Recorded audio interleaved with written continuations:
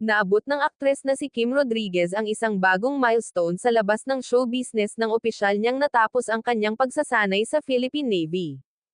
Sa social media proud na, ibinahagi ni Kim ang matagumpay na pagtatapos sa Basic Citizens Military Course Class 03 2025 at maging isang ganap na Navy Reservist.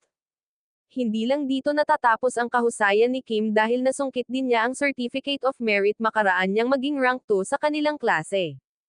Ani Kim, every push-up, every mile, every moment led to this. Proud to wear the uniform. Maraming netizens ang mabilis na nagpahayag ng paghanga sa kanyang nagawa, pinuri siya sa pagtahak sa isang landas na nagha-highlight hindi lamang sa personal na pag-unlad kundi pati na rin sa isang pangako sa pagbuo ng bansa. Sa kanyang bagong tungkulin bilang Navy Reservist, idinagdag ni Kim ang isa pang dimensyon sa kanyang karera pagbalanse ng kanyang buhay sa showbiz at culinary arts sa kanyang dedikasyon sa serbisyo publiko.